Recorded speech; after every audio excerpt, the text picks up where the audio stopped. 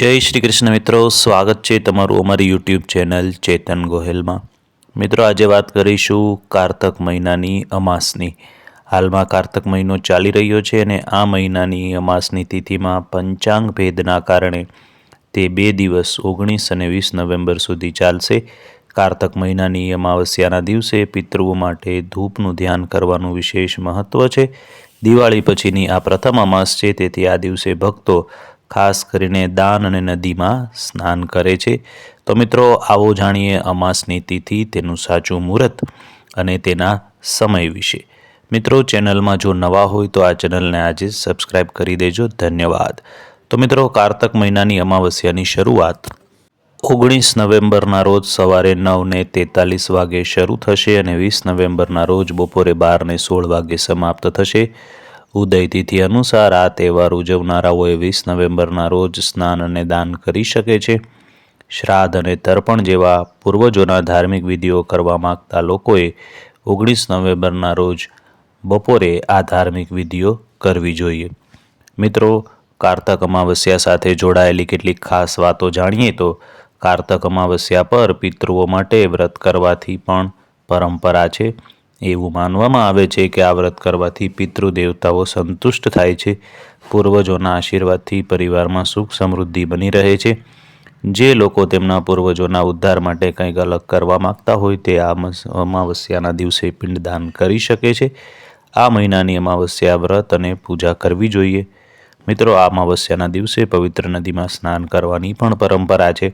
જો તમે આ દિવસે કોઈ નદીમાં સ્નાન કરી શકતા નથી તો તમે તમારા ઘરે ગંગાજળને પાણીમાં ભેળવીને સ્નાન કરી શકો છો।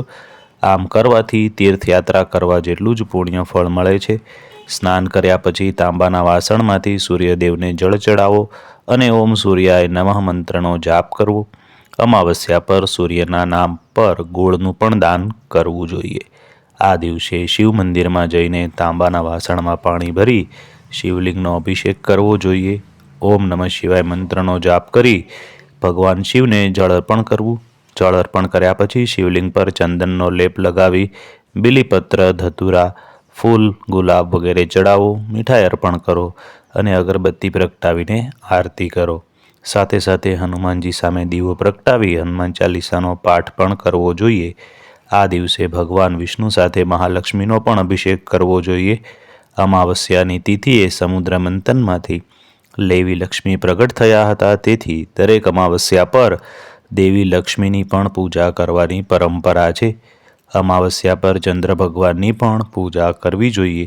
આ દિવસે ભગવાન શિવના મસ્તક પર બિરાજમાન ચંદ્ર અને ચંદ્ર ભગવાનની મૂર્તિની પણ પૂજા થાય છે। ભગવાન શિવ સાથે ચંદ્ર ભગવાનનો પણ આ દિવસે અભિષેક કરવો જોઈએ।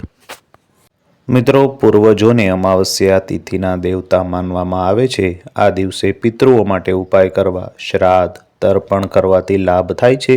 તેનાથી પિતૃઓ પ્રસન્ન થાય છે અને પરિવારમાં સુખ સમૃદ્ધિ અને આશીર્વાદની પ્રાપ્તિ થાય છે।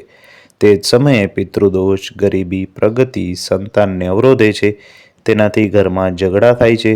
જો ઘરમાં વારંવાર ઝઘડા હોય, અશાંતિ કે તણાવ હોય, એક યા બીજા સભ્ય હંમેશા બીમાર હોય, લગ્ન યોગ્ય ઉંમરના યોગ્ય વ્યક્તિઓના લગ્ન થતા ન હોય, સંતાનનો વિકાસ અટકી ગયો હોય તો માર્ગશીર્ષ એટલે કે કારતક અમાવસ્યાના દિવસે પિતૃઓનું શ્રાદ્ધ તર્પણ કરવાથી જીવનની તમામ પરેશાની દૂર થાય છે। અમાવસ્યાના દિવસે પિતૃઓને તૃપ્ત કરવા માટે બ્રાહ્મણોને યોગ્ય રીતે ભોજન અર્પણ કરો। ગરીબ અને જરૂરિયાતમંદ લોકોને દાન કરો। ગાય, કૂતરા વગેરેને ભોજન આપો। આમ કરવાથી પૂર્વજો હંમેશા ખુશ રહે છે। કામમાં ક્યારેય અડચણ આવતી નથી। તેમજ અમાવસ્યાની સાંજે પીપળાના ઝાડ નીચે સરસવના તેલનો દીવો પ્રગટાવવો જોઈએ, જેથી પિતૃને તૃપ્તિ પ્રાપ્ત થાય છે। તો મિત્રો, આ હતી કાર્તિકી પૂર્ણિમાની પૂજા વિધિ, તેનું મુહૂર્ત, તેનો સમય અને તેના ઉપાયોની વાત। આશા છે કે આ વિડીયો આપને ગમશે, આપને ઉપયોગી થશે। જો વિડીયો ગમ્યો હોય તો તમારા મિત્રોને આ વિડીયો શેર કરજો, જેથી તેને પણ સાચી માહિતી પ્રાપ્ત થાય। આપ સૌને અમાસની શુભકામના સાથે અમારી ચેનલના જય શ્રી કૃષ્ણ।